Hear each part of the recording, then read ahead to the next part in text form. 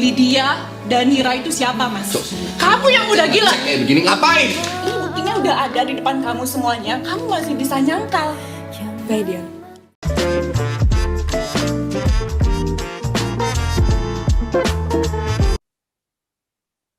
Halo, Assalamualaikum, apa kabar nih Sohib-Sohib Bios Club? Episode kali ini kita akan coba ngebahas sesuatu yang lumayan lagi rame di lini masa semua sosial media, cuplikan-cuplikannya, dialog-dialognya, lumayan bikin emosi juga para wanita-wanita, tapi tahan dulu emosinya, kita sapa dulu nih Sohib-Sohib Bios Club yang ikut gabung sama kita pada episode kali ini. Ada Mbak Inka dari Movinka, apa kabar? Hai Mbak Ami, halo Aska. Hai.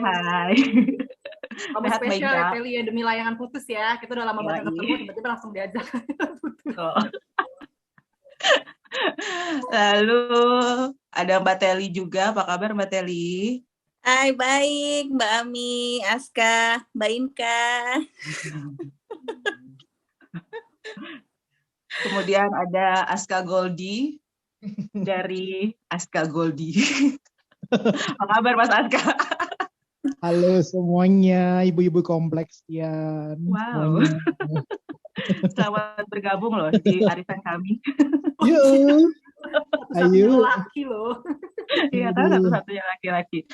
Oke, di episode kali ini tuh kita mau ngebahas sebuah serial yang kebetulan sudah selesai tayang di WTV yang merupakan adaptasi dari novel karya Mami ASF yang awalnya itu sebenarnya dia adalah tulisan-tulisan tangan curhatan hati dari si penulisnya itu. Nah, pertama kali lihat, pertama kali dengar, dan pertama kali nonton, tanggapan kalian gimana nih soal Layangan Putus?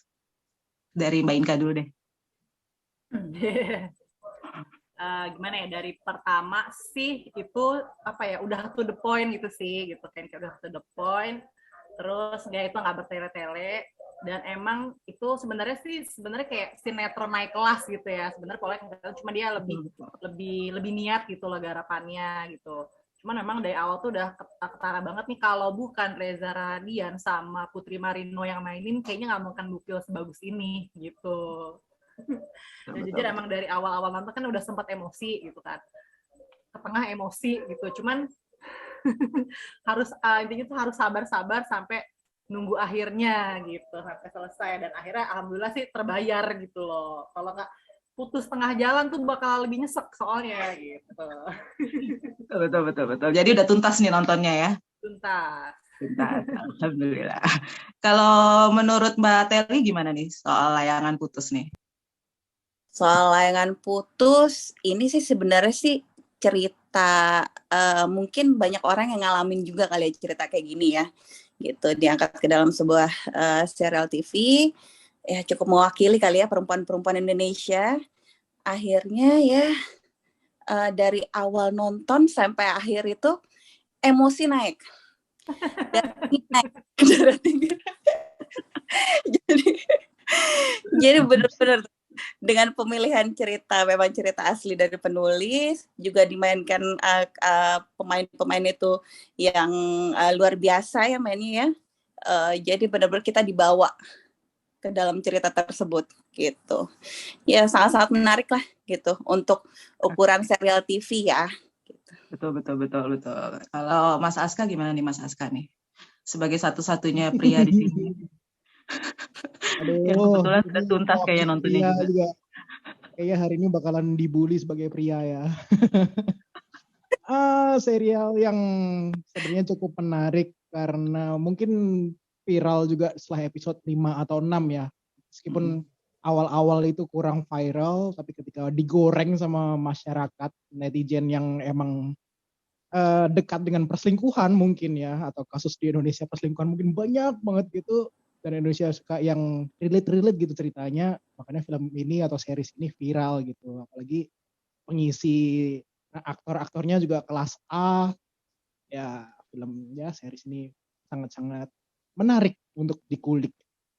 Oke. Seperti kita tahu kan cerita Layangan Putus ini kan disutradari oleh Mas Benny Setiawan ya, kemudian dimainkan oleh Reza Radian. eh, siapa tuh namanya, Anya Geraldine sama Putri Marino ya kan. Ergi udah ngomong Anya Geraldine nih. Iya, rada gimana gitu kan. Nah, kalau menurut kalian nih, alur ceritanya sendiri gimana nih si Layangan Putus nih? Apakah bertele-tele kah atau gimana nih? Kalau menurut Mbak Teli gimana Mbak Teli? Yang kayak semangat banget nih. Kalau menurut aku sih ya, ini cerita menarik dan nggak begitu bertele-tele karena dari segi episode juga nggak terlalu sampai berepisode-episode sampai berjilid-jilid kan, cukup singkat gitu dengan 10 episode ya. Nggak berjilid-jilid, tapi berjulit-julit. Berjulit-julit betul. Ya, apa namanya, nggak begitu bertele-tele sih ya. Dari segi cerita sih cukup jelas, tapi ya mungkin nanti kalau ada season 2-nya mungkin ya dibikin lagi. Tapi sekarang kali ya kalau season 2-nya ya, udah bukan cerita asli lagi dari Niannya. Iya sih, katanya sih gitu sih, katanya akan ada selanjutnya, tapi mungkin bukan serial mungkin. Iya. Kalau menurut Aska gimana Aska? Ya itu tadi sudah bilang sama Mami Inka, series ini to the point dari awal udah tanpa manis-manis, rumah tangga itu kayaknya nggak perlu terlalu lama gitu, langsung direct. Ada rasa nggak nyaman dalam berumah tangga, ada rasa tidak kepuasan, akhirnya dia mencari wanita lain di luar istrinya sendiri, ya yang jelas akan mengganggu sisi mental atau kesehatan ibu-ibu rumah tangga gitulah ya di rumah kali ya. Ada rasa insecure gitu ketika suaminya pulang malam tuh gimana ini pada kemana gitu. Laki saya kemana ini gitu kan ya gitu-gitulah. Dan dari sisi laki kayaknya kalau mau selingkuh harus hati-hati ya karena ibu-ibu nontonnya kan ini kan sekarang. Jadi kalau mau bohong harus berpikir lebih kreatif lagi gitu. Oke. Ya itulah ya. Ada sisi baiknya, ada sisi buruknya tuh itulah ya dari cerita ini ya. Kalau menurut Mbak Inka gimana? Ada alurnya ya. Oke ya, alur to the point, terus ya apa ya, untungnya bisa dibilang tuh ada beberapa hal ya agak nggak masuk akal gitu, nggak make sense masalah si Kinan kok bisa sesabar itu gitu kan, tapi untungnya terbayar di akhir ada plot twist gitu. Jadi ya kita tuh penonton tuh dibuat kesel dulu, kelakuan Aris sama si Lydia kok nih kayaknya mungkin agak-agak lebay sih, sutradaranya tuh kayak keseringan gitu loh adegan sama Aris sama dia tuh keseringan gitu. Cuman kan maksudnya terus kita kayak ini sempat kayak ini nggak masuk akal banget, cewek kayak Kinan tuh nggak mungkin ada orang sesabar itu. Nah ternyata kan baru di endingnya tuh jebret, oh ini loh ternyata tuh ada strategi. Nah itu tuh yang akhirnya kita oke lah gue maafin deh gitu, kayak gitu loh gitu, kayak terbayar di akhir sih gitu ya. Sama sih point. Oke, kalau saya pernah ini sih, kalau saya pernah lihat penulis aslinya si Mami ASF itu, ternyata emang gambarannya tuh emang mirip Kinan sih sebenarnya. Jadi emang dia tuh yang sabar, yang nerimo gitu. Karena kan sebenarnya saya sih belum pernah baca bukunya ya. Mungkin kalau udah ada yang baca bukunya tolong dikoreksi aja. Katanya cerita dari novel dan film ini serial ini tuh sebenarnya berbeda sih. Cuman esensinya aja yang diambil, esensi menduanya gitu. Kalau di bukunya tuh lebih ke poligami, kalau di serialnya kan lebih ke diselingkuhin gitu sih. Jadi kalau lihat dari cerita Mami ASF-nya sih emang ya itu kayak Kinan gitu, dia perilakunya tuh ya emang seperti si Kinan itu gitu, sabar, kuat, tangguh gitu. Ya begitulah. Kenapa Bapak Aska mungkin ada komen apa? Mami Teli dong, masa Bapak Aska mulu. Iya, oke, Mami Teli gimana? Mbak Teli gimana? Soal poligami dan perselingkuhan ini nih.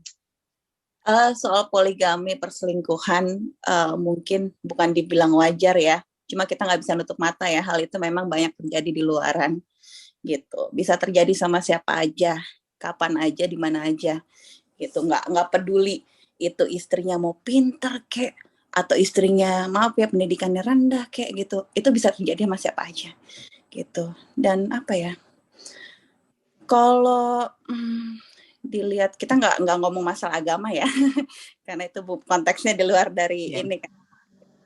Kalau misalkan masalah poligami apa segala macam, kalau saya sendiri sih sebagai perempuan kan, aduh kayaknya Mungkin kalau di posisinya Kinan gitu ya, nggak ada itu rasa sabar-sabar tuh nggak ada kali ya, gitu. Udah main geruduk aja ya Pak ya.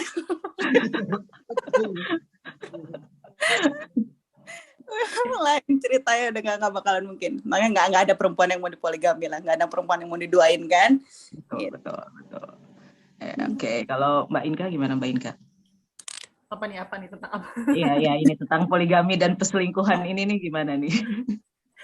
Iya gitu, benar. Sebenarnya siapapun emang nggak ada yang mau gitu kan ya. Cuman masalahnya memang yang agak menyinggungkan kalau konteksnya yang di versi aslinya itu kan apa ya? Ya mungkin itu kan ya karena dia kan diam-diam udah nikah, setahu aku tuh versinya tuh si suaminya ini tuh ketika keluar negeri itu sama istri sirinya kan, jadi mereka tuh diam-diam udah nikah. Nah bedanya sama si Kinan, mereka kan cuma selingkuhan gitu kan. Nah cuman memang aku agak bingung sebenarnya, sempat agak bingung nih di film ini kenapa si Kinannya tuh kayak apa ya, memaklumi oh dia selingkuh, terus besoknya dia membiarkan si anaknya itu nginep di rumah suami selingkuhan. Itu sangat-sangat tidak masuk akal cuy. Gue ada gue kayak gitu, gue bilang sama apartemennya yang ada anak gue lo gak mau deket-deket sama ibu sama si Lydia itu, mending pakai tante enggak gitu. Ini tuh kayak agak kurang masuk akal gitu sih, maksud kecuali kalau memang diam-diam ternyata si Aris tuh udah nikah siri ya, mau nggak mau dia kan kayak oh dia udah nikah gitu, mau nggak mau meskipun dia nggak terima, cuman istilahnya tuh kayak udah ya secara agama dianggapnya sah. Nah itu kayak lebih masuk akal, itu agak nggak masuk akal di bagian situ sih gitu. Iya sih, sebenarnya kayak misalnya si Aris juga selingkuh itu kan, maksudnya ya tadi benar kata Mbak Teli kan, orang udah Kinan udah sempurna, dokter, baik hati, tapi masih diselingkuhin juga gitu. Oh posijok gitu terus gitu. Kurang apa lagi coba ya kan, tapi tetap aja ya nggak tahu sih, namanya laki-laki ya mungkin ada apa ya, kepuasan lain kali ya. Gimana kalau menurut Mas sebagai laki-laki? Itu dia. Saya juga benci laki-laki sebenarnya. Iya dong. Kalau kamu suka saya agak khawatir ya dia. Ya itu makanya untung saya nggak suka laki-laki ya gitu. Itu yang dibilang sesuai. Ini kan perselingkuhan yang kenapa berkembangnya malah menjadi poligami gitu, dan si Kinannya kok kayaknya sabarnya tuh terlalu surgawi banget ya. Ini nggak ada hasrat ingin membunuh gitu ya. Ya malah motong apel doang kan. Nah itu dia motong apel. Maksudnya gue black. Ayo dong munculkan jiwa setan Anda gitu Kinan, kenapa masih ya sabar. Mungkin dia tipikal manusia yang main strategi, yang akhirnya mau spoiler alert, mungkin di akhir-akhir digugat cerai gitu kan. Ya tapi terlalu baik sebagai wanita dengan pria yang sejahat itu. Aduh mau ngomong kata kasar juga terlalu bahaya ya. Jadi yang sejahat itu itulah ya harusnya sabar. Kalau dibandingkan dengan World of Marriage yang di drakor itu kan memang dia kupikir formulanya bakalan sama gitu. Kupikir bakalan format berselingkuh kemudian pisah terus akhirnya memilih salah satu gitu. Karena nggak tahu juga ini sumbernya, source-nya dari Mami ISF penulisnya, kalau ujungnya poligami kayaknya terlalu berat atau pendekatannya kan Islami banget ya. Ini kayaknya kenapa selingkuh berujung ke poligami gitu. Ini kan konsep poligami aja udah salah gitu. Poligami kan biasanya izin dulu ke istri, mengizinkan baru iya gitu kesannya ya gitu. Nggak ada orang praktek poligami kan di sini kan. Ya, jadi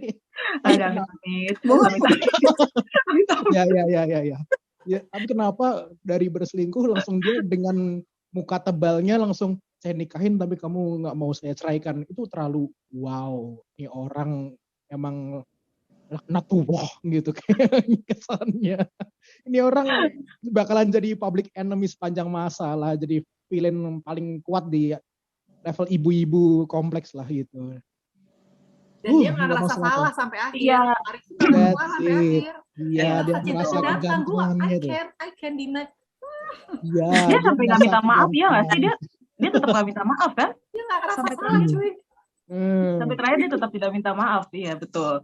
Mungkin yang bikin beda buku novel sama serial ini mungkin itu kali. Kalau di novelnya kan diceritakan kalau dia tidak meminta izin waktu saat poligami kan. Kalau di serialnya kan ada cerita kalau si Arisnya nyuruh Lydia harus sesuai persetujuan Kinan kan gitu. Mungkin itu kali yang dibedakan. Nah, cuman kalau saya mau nanya nih sebagai lelaki ya kepada Mas Aska nih. Kalau udah punya istri sempurna terus masih niat berselingkuh itu atas dasar apa ya kira-kira ya Mas Aska ya? Itu artinya semasa mudanya dia tidak bahagia. Jadi dia menikah bukan di saat jiwa yang tepat, bukan momen yang tepat. Jadi dia masih pengen nakal gitu. Jadi ketika udah dapat yang sempurna, dia masih mencari sensasi yang lain. Itu ya tipikal manusia pun laki-laki ya, itu kan makhluk visual ya. Dan kayaknya kalau udah istrinya udah melahirkan gitu, kayaknya dia bakalan mencari yang lebih segar gitu mungkin ya, karena cowok itu makhluk visual pada umumnya, jadi lebih baik ya susah sih ya, namanya laki-laki ya, itu makanya saya benci laki-laki bu. Ya, alhamdulillah. Kalau dari versi perempuan nih, kalau menurut Mbak Teli nih, kenapa ya sampai bisa suami walaupun sudah punya istri yang sempurna, keluarga yang sempurna, tapi dia bisa tetap selingkuh juga? Ya, banyak Kenapa sih panjang? ya. Kalau suka dengar cerita dari teman cowok-cowok yang ya sebagai pelaku seperti itu ya, kadang istrinya baik pun masih kayak gitu loh. Kadang ada yang cuma karena rasa penasaran doang sama perempuan. Tuh. Kadang ada yang awal datang kayak taruh-taruhan sama temannya nih, bisa nggak deketin ini gitu kan, akhirnya lama-lama malah jadi serius gitu. Ada juga yang karena emang istri lain gitu, ya banyak faktor sih ya Mbak, bener kata Mas Aska tadi bilang gitu, ya cowok itu kan sebagai makhluk visual kan gitu, jadi kalau yang bening sedikit lewat, itu kayak nggak mungkin deh kalau lagi lirik gitu. Cuma sampai sejauh mana bisa jadi perselingkuhan kan, kalau dari lirik kan jadi lanjut kan, kalau cuma lirik doang kan sebenarnya nggak masalah dong ya kan gitu. Banyak faktor sih, tapi balik lagi sih kalau kita ngomong kaitin sama masalah agama kan ya kalau orang yang ngerti agama kan nggak akan kayak gitu ya gitu. Jadi gimana Mas Aska? Ada itu kayak teori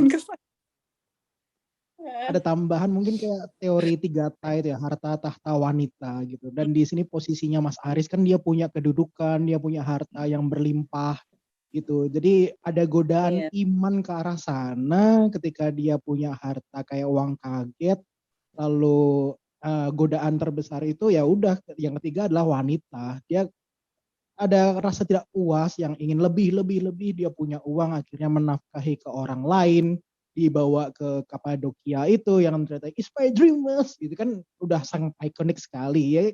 Kalau orang yang tidak punya harta, tidak punya tahta, kayaknya nggak bakalan kepikiran punya selingkuhan terus dibeliin kondominium atau apartemen 5 miliar itu gitu.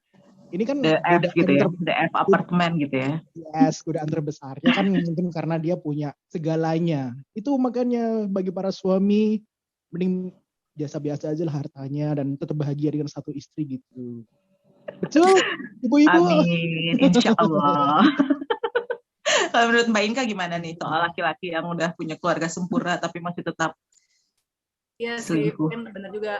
Jadi gini, kadang godaan terbesar cowok itu ketika dia banyak uang dia bisa nakal, tapi kebalikan kalau cewek-cewek kalau dia nggak punya uang dia nakalnya pasti nggak ada uang. Nah, katanya sih kayak gitu ya teorinya gitu kan, cuman bener ya pasti kan balik ke ketakwaan dan keimanan masing-masing sih, tidak bisa mengeneralisir semuanya gitu. Ini Mbak Ami udah kayak Mas Setiawan kedua ya nggak sih Kak, pertanyaan-pertanyaannya anjing. Betul. Kasih serangan balik dah. Oh boleh loh, kalau ada yang mau nanya silahkan loh, saya akan jawab insya Allah. Oke, kita balik lagi deh ya ke layangan putus ya. Kalau layangan putus soalnya kalau enggak ntar makin panjang nih. Kalau menurut kalian nih, maksudku scene favorit deh. Kalau scene favorit dari seluruh scene favoritnya mana nih kalau Mbak Inka? Yang itu yang episode 6 yang It's My Dream Not Her. Karena kenapa? Karena satu itu adalah puncak ketika Kinan tuh yang tadinya diam kalau dia marah di situ, dan itu setahu itu di WTV tuh ada tuh dia tuh one take, jadi itu sama sekali nggak ada cut, sekali take udah kelar, dan dia tuh banyak improv, jadi makanya dia kan ada yang katanya dia lupa grammarnya lah, mestinya apa not hers, dia ngomong not hers itu karena dia emang spontan, jadi emang epic banget tuh, aku gila nih bisa sebagus itu, gila one take dan no cut dan langsung jadi tuh gila banget sih. Ya namanya juga lagi emosi ya, mana inget grammar ya udah aja nafsu. Mana kepikiran grammar. Udah bisa ngomong aja udah bagus tuh. Iya, karena setelah adegan itu tuh kayak makin nggak masuk akal gitu loh, maksudnya aku tuh pengen Kinan tuh meluap-luap lagi nih, malah kayak sabar nangis anaknya meninggal, besoknya tuh tiba-tiba langsung ngajuin pengen nuntut si Aris, nggak ada emosional tuh nggak ada, kayak lo diem-dieman kayak dingin-dingin. Apa sih kemarin tuh udah enak banget tuh marah-marah, tiba-tiba jadi diem lagi gitu. Ya kalau aku pernah lihat ininya sih, maksudnya wawancara mereka berdua sih kan sempat ada yang nanya juga kan, kenapa si Kinan kok tiba-tiba dari emosi terus jadi kalem, karena kata dia itu apa ya, dia pengen gambarin kalau wanita itu kalau mau marah nggak usah teriak-teriak, kata dia gitu. Jadi makanya kenapa gitu ya. Makanya kenapa scene berikutnya tuh dia lebih kalem, lebih tenang, supaya dia ingin menunjukkan kalau wanita itu kalau mau marah, mau emosi nggak usah teriak-teriak, katanya gitu.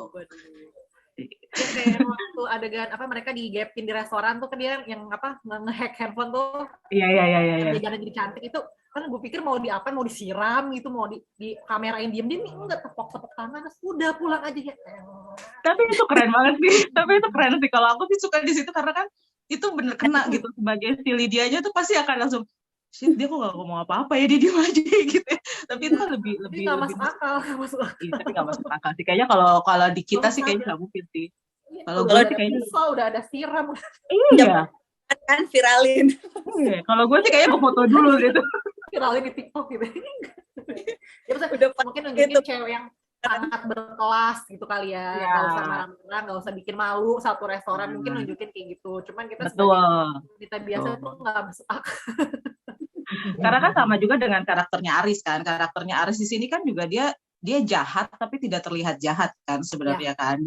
Dia jahat tapi tidak menunjukkan kejahatannya dia dengan suaranya atau dengan perilakunya, tapi dengan emosi yang dia mainkan itu kan terlihat banget dia sangat manipulatif gitu kan. Nah, itu emang sengaja si Mas Benny Setiawan tuh pengennya emang diarahkan seperti itu sih, kalau waktu itu gue lihat sih kayak gitu.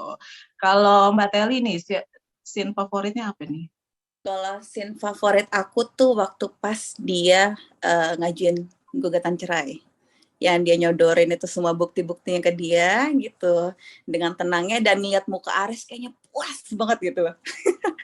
Akhirnya gitu, biarpun puncaknya endingnya nggak ada tabok-tabokan ya gitu. Cuma puas kalau di situ ngeliat mukanya Aris gitu loh. You sick. You see 1000.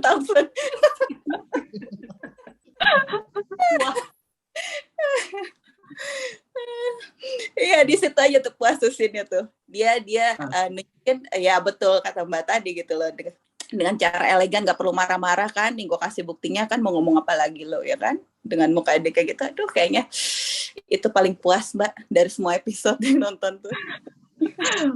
Akhirnya gitu ya, dia gitu kan. Oke, kalau Mas Aska nih yang mana nih scene favoritnya nih? Sama Lydia nih gue rasa nih. Episode mana aja deh.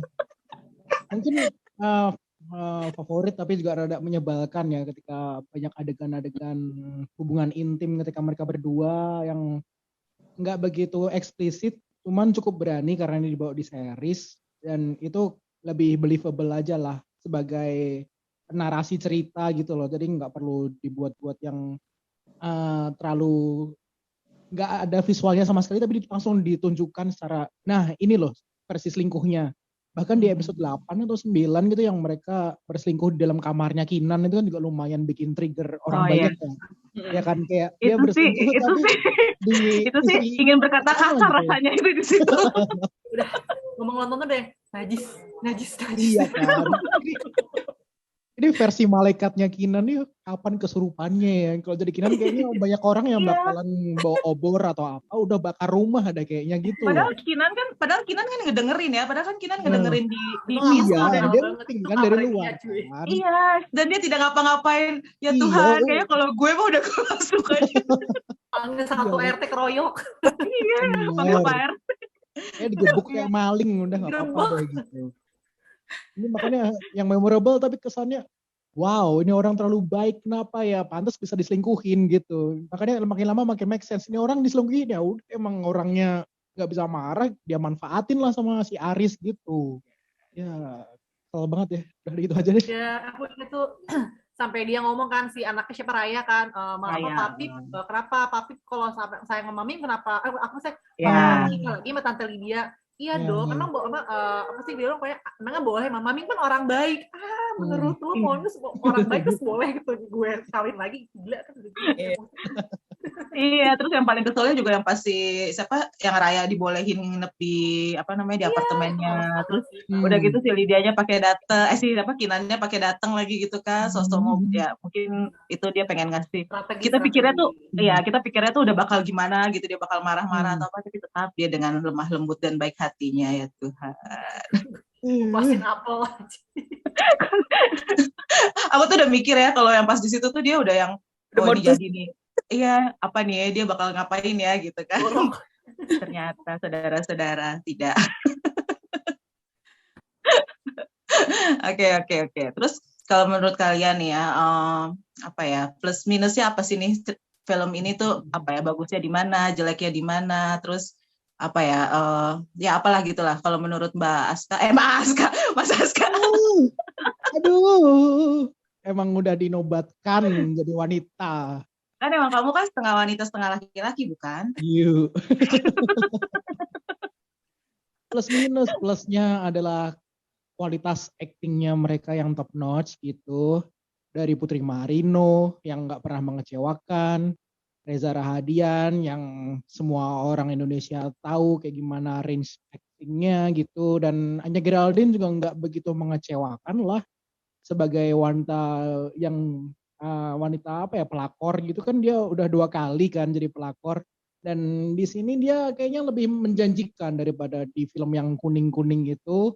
Jadi itu komposisi aktornya oke, actingnya oke, nggak too much, tapi sesekali kita dari sisi minus ya, sesekali kita pengen ada too much dikit kayak sinetron dikit lah gitu, ada jeng jeng jeng gitu tuh kita perlu loh. Kenapa konsisten dengan flat gitu? Kan ada momen yang emang harus didramatisir, yang harus dibakar gitu emosinya, itu nggak keluar gitu, sayang banget. Jadi Padahal netizen kan butuh itu ya. iya, kita butuh sesuatu amarah yang terlampiaskan gitu, atau mungkin dia nonton sama suaminya, dia nggak bisa gelontorin apa nojos-nojos si suami, ya udah kita banting TV atau gimana gitu loh. Keselnya nggak bisa terluapkan dengan sempurna secara visual gitu. Itu aja deh. Oke, kalau Mbak Teli gimana nih Mbak Teli? Menurut Mbak Teli plus minus ya? Kalau menurut aku plusnya itu untuk pemain utamanya Reza Rahardian sama Putri Marino, aktingnya keren banget, udah nggak perlu diragukan lagi ya.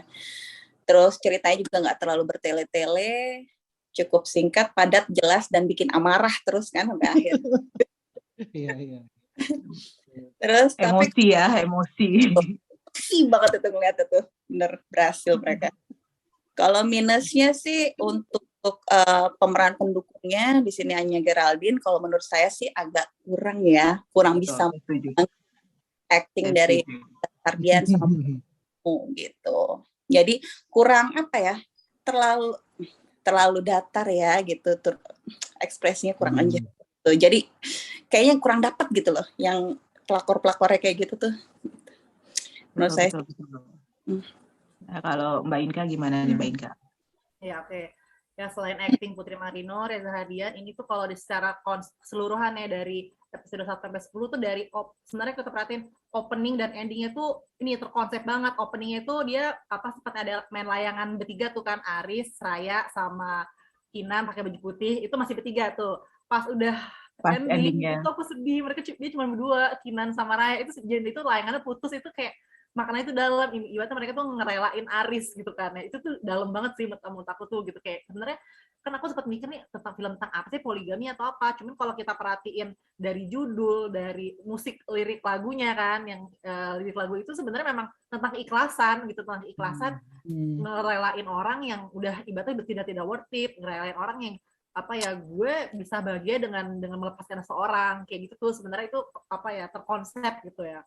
Terus apa lagi ya, terus yang bagus lagi ya itu ya tadi tidak bertele-tele, apalagi ya tapi kalau untuk yang oh ya ada beberapa part pasti yang bisa bikin nangis juga gitu kan, kayak si apa namanya banyak sih beberapa part yang emang ada kesel, tapi ada yang bikin terharu juga gitu lah, kayak waktu si Raya tuh dibacain dongeng, mereka bertiga lagi berantem, dia kayak anaknya tuh pengen deketin lagi orang tua bertiga, cerita tentang tentang singa apalah itu, pokoknya itu tuh dalam sedih gitu loh, kayak gimana anak tuh pengen sebenarnya orang tuanya balik lagi, itu aku sendiri.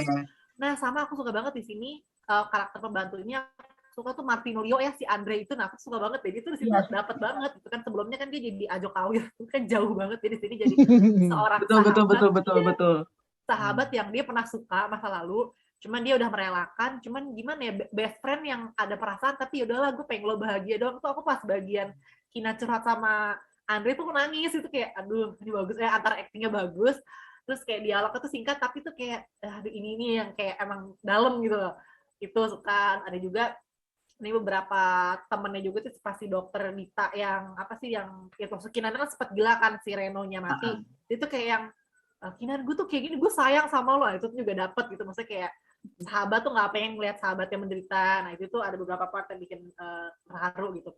Tapi kalau kurangnya sayang banget di sini karakter sahabatnya Aris tuh ya, si siapa, Arif Brata ya, itu itu dialognya tuh kagak lucu, sayang banget gitu. Iya, kurang banget, garing ya jadinya. Komika gitu, dan Arif Brata biasanya tuh dia selalu lucu gitu kan, yang di Perfect aja dia lucu banget kan, di sini tuh kayak aduh dialognya tuh jadis banget, garing banget, gak keluar gitu. Itu terus apalagi ya, sama ini karakter ibunya Kinan kayak agak terlalu kaku gitu, maksudnya aku tuh ngarapin ada momen-momen Kinan tuh curhat sama ibunya kan, orang tuanya kan cerai kan, maksudnya aku tuh pengen tuh kayak ketika Kinan ke rumah ibunya tuh dia nangis kayak, ma aku tuh kayak gini, gue disakitin tuh nggak ada, itu padahal tuh momen yang sangat bisa meleleh tuh di situ, nih ibunya kayak diem aja gitu, anaknya selingkuh udah kagak ada omongan, kagak ada apa gitu, sayang aja gitu, kayak dianggurin. Apalagi gue masih banget sama lagi ya. Sama sih gue aku acting A-nya juga kurang sih, maksudnya mungkin emang apakah emang sengaja bikin karakternya udah anak itu sebenarnya dia kan psikolog anak ya, seharusnya yang pintar gitu, cuma tidak terlihat tidak terlihat pintar ya, terlalu lempeng gitu loh, kayak apa ya, kurang ekspresinya tuh kurang lah gitu, kayak datar banget. Bener, setelah aku lebih setuju sama Teli sih. Kurang ya, bener. Betul. Ya sampai tadi yang Aska bilang kita perlu momen-momen yang lebih emosional nih, kapan Kinan yang misalnya kayak ketika si Kinan itu apa kan, Aris kan sempat janji tuh, oke, abis kecelakaan kan, aku pengen jadi laki-laki yang lebih baik lagi kan, dia pernah berjanji kayak gitu si Aris ya, kayak titik balik, tapi dia nggak ngomong kalau gue nggak akan selingkuh lagi, dia nggak ngomong gitu kan, gue udah curiga cuma ngomong gitu dong, tapi dia nggak bilang oke gue akan ninggalin dia, enggak gitu kan.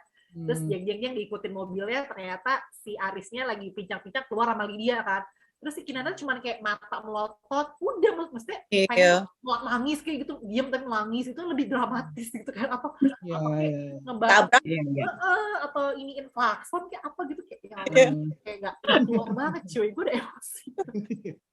Soalnya gimana momen di saat dia pengen balik tiba laki itu kan seharusnya emosi, cuma diam aja, meremlek ya Allah. Iya betul sih, betul itu. Ya udah itu deh.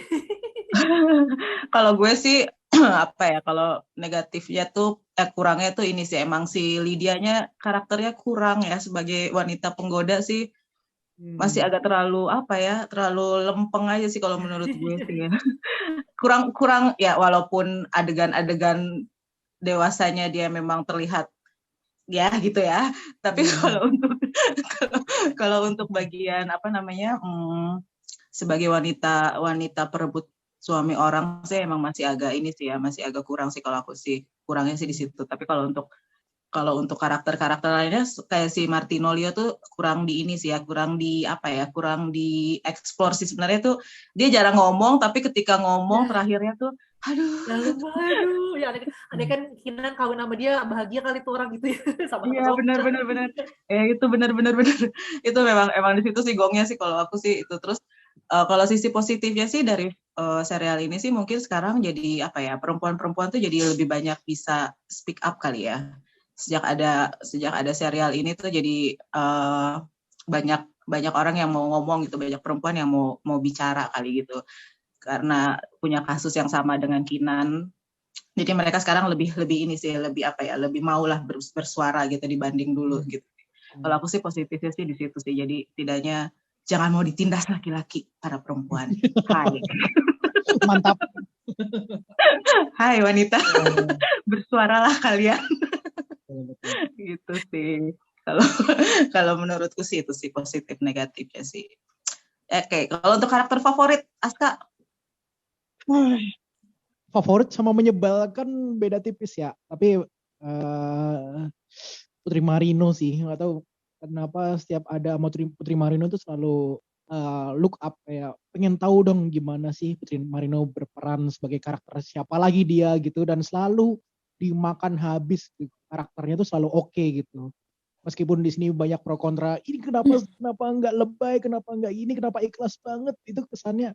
Jadi dia berdiri dengan karakter itu dengan sangat sabar gitu. Mungkin dia kalau sebagai wanita karakter lain mungkin bakal meledak-meledak, tapi based on skenario gitu ya, itu level acting yang keren lah gitu menurutku.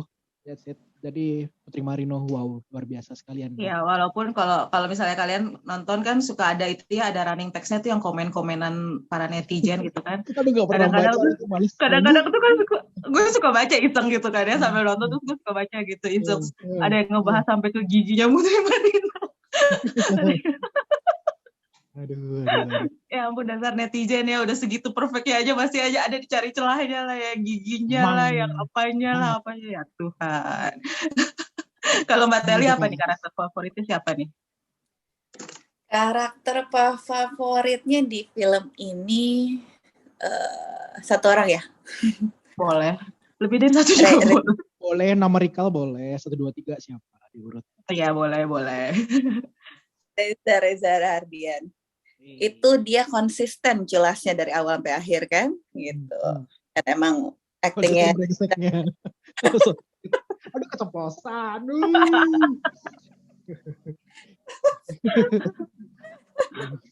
Betul. Actingnya dia kan udah nggak bisa, udah nggak perlu diraguin lagi kan. Dia kalau acting tuh benar-benar totalitas gitu. Jadi kalau kita ngelihatnya pun ya kebawa masuk ke dalam karakter yang dia peranin gitu. Jadi biarpun ngelihat dia dari awal sampai akhir, cuma ya tetap favorit dia sih. Oke. Kalau Mbak Inka siapa nih Mbak Inka?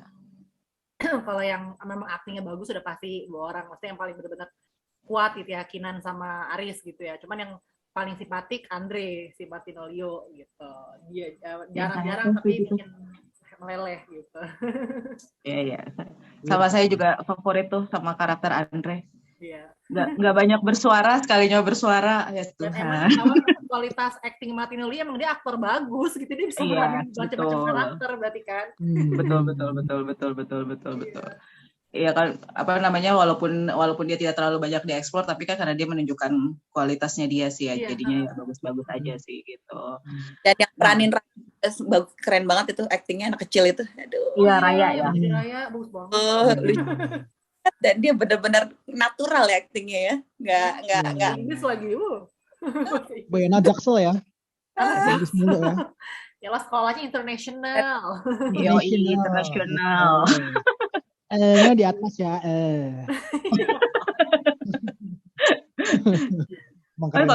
Kan kalau gue baca tuh ya, katanya nih menurut survei, katanya Indonesia itu negara kedua yang paling banyak berselingkuh orang-orangnya.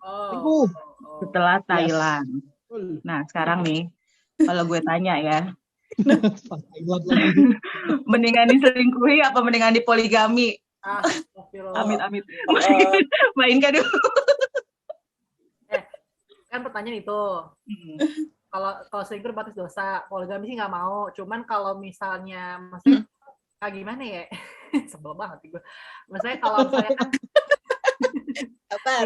poligami itu kan istilahnya ada keadaan tertentu, misalnya nih istrinya sakit atau istrinya misalnya nih nggak, mohon maaf gitu, nggak punya keturunan, itu kan memang akhirnya mau nggak mau Ada ya option. emang diperbolehkan gitu. Karena kalau selingkuh kan ibaratnya emang tidak boleh, berdosa, dan apa ya, alasannya tidak kuat gitu. Ya nggak ada duanya sebenarnya, udah kok. Nggak ada yang mau dua-duanya sih, Iya. tapi kan misal, amit-amit ya, misalnya kalau Mbak Teli mendingan diselingkuhi apa di poligami? Aduh. Mendingan pisah ya. Dua-duanya kalau itu maksudnya sekarang ya, dengan kalau dulu alasan poligami masih berdasarkan agama, iya betul. Kalau sekarang kan bukan memelihara janda-janda terlantar, tapi janda-janda Mbak Henol yang dipelihara kan. udah di luar konteks.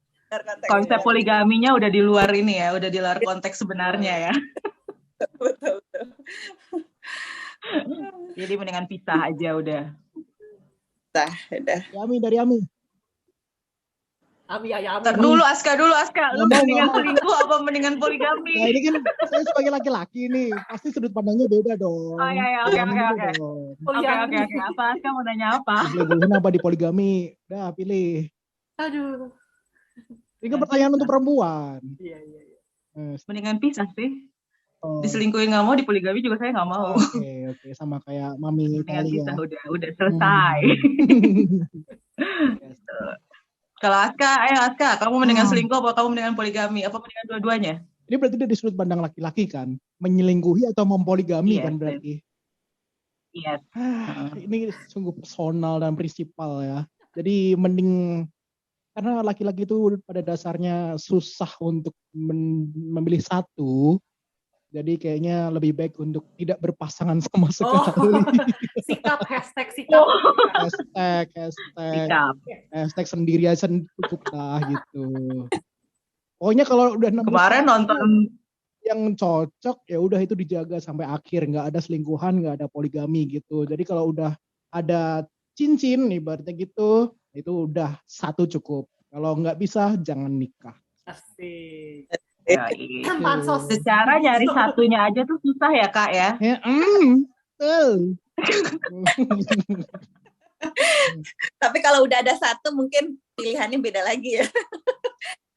Beda. Wah, udah dapet nih gue. Jadi lagi ya.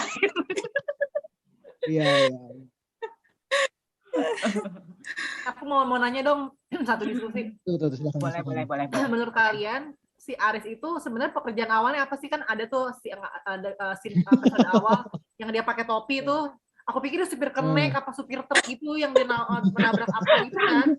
Tiba-tiba dia goda-godain Kinan, goda-godain Bu Dokter. Maksudnya aku pikir tuh dia, kenapa dia selingkuh? Aku makanya karena dia awalnya tuh basicnya orang miskin misalnya gitu kan. Terus dia ngerasa kan Kinan kan udah dokter, jadi kayak ada ngerasa nggak pede atau apa, akhirnya dia mencari pelarian lain yang di bawahnya dia. Ternyata kan nggak ketahuan sebenarnya Aris tuh backgroundnya. Menurut kalian apa sih pas dia lagi di rumah sakit yang apa tiba-tiba nabrak orang si tolong Kinan tuh apa sih kira-kira? Apa nih Aska gimana?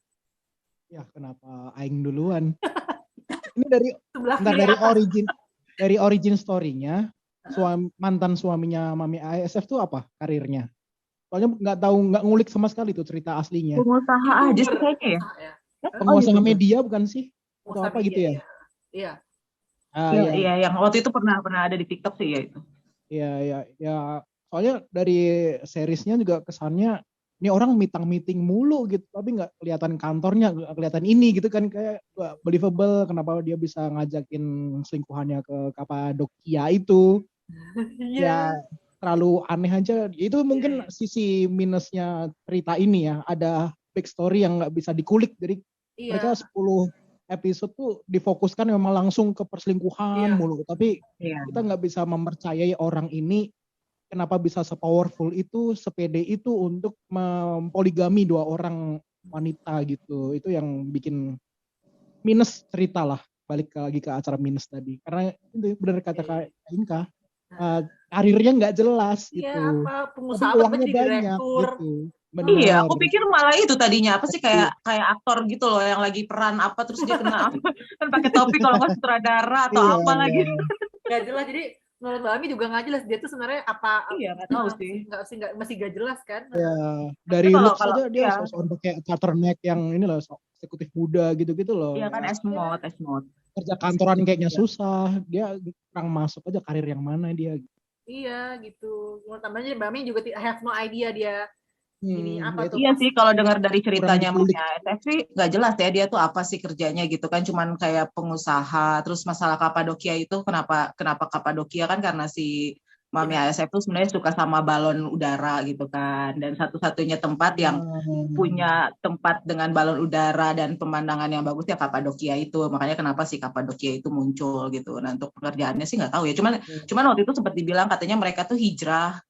Nah, entah hijrahnya tuh hijrah ke pindah negara, pindah kota, atau pindah apa, cuma mereka hijrah sih, cuma nggak tahu jadi apa, pengusaha atau apa gitu. Tapi emang untuk ceritanya, emang kalau di serial ini emang ditekankan di perselingkuhannya itu doang. Jadi emang cerita tentang selingkuhnya itu doang yang dibahas, nggak ada background kenapa atau siapa-siapanya itu nggak jelas sih emang.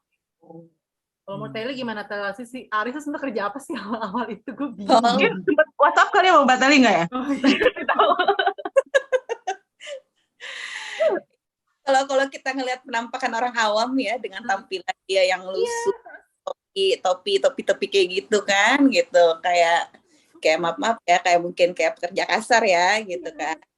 Cuma setelah ada kasus yang dia karena nabrak orang segala macem, mungkin sengaja penulis nggak ceritain detail masalah kehidupan pribadi masing-masing karena biar cerita juga nggak bertele-tele kali ya gitu, atau cuma ngangkat memang benar-benar difokusin cuma yang masalah selingkuhnya doang ini. Kalau misalkan dilihat sebagai penonton sih kayak modelan apa ya, kayak modelan pekerja bukan pekerja, maksudnya kayak orang-orang lapangan ya. Apa dia merintis karir gitu, dia sebagai mandor apa gimana kayak dia dilihat tampilannya sih ya gitu. Kalau aku malah sempat seuzonnya gini karena dia tuh sebenarnya bukan siapa-siapa, terus dia deketin Kinan, terus kan Kinan tuh anak orang kaya kan ceritanya kan, terus mamanya kan dokter gitu, terus akhirnya dia dikasih usaha atau apa gitu ya, buat cerita sendiri. Iya, tapi anehnya gini, kalau emang si Aris misalnya Aris itu dari kalangan bawah misalnya gitu ya, tapi kan dia ngomongnya itu kan Inggris mulu kan. Ya kan selama makinannya kan Inggris mulu sama temennya siapa tuh yang temen kantornya tuh siapa tuh yang sempat dicurigain tuh yang cewek aduh Miranda kan Inggris maksudnya nggak believable kalau dia juga awal dari orang miskin kecuali kalau dia ngomongnya ngapak-ngapak atau misalnya Betawi atau apa gitu kan kita bahas berarti ini orang dulu backgroundnya ini bukan orang kaya gitu kan jadi itu agak-agak apa sih jomplang aja jadi tidak apa kayak minus dari serial ini juga itu kurang jelas gitu. Iya dia tidak menceritakan background masing-masing ya. Jadi benar-benar emang fokusnya tuh cuma di perselingkuhannya itu aja gitu. Jadi nggak yang di season 2 kali lebih jelas. Wow. Iya gosipnya sih nggak ada season 2 sih. Katanya mau dijadiin film malah. Menurut gosip-gosip yang beredar. Dan katanya kalau filmnya itu malah sesuai dengan ini nggak tahu ya benar apa nggak sesuai dengan itunya novelnya katanya gitu. Jadi soal poligami itu yang akan dia. Yoi. Kapadokia. Rindu Cahaya Kapadokia. Kontroversi ya. Iya itu pasti. Mungkin itu nggak dijadiin serial, mungkin akan jadi kontroversi kan soal poligami pasti akan banyak ini sih banyak orang-orang yang ikut. Ya tambahan lagi mungkin Layangan Putus ini walaupun ceritanya kontroversi, udah banyak yang orang nonton, untungnya dia nggak membawa sisi agama terlalu banyak gitu loh.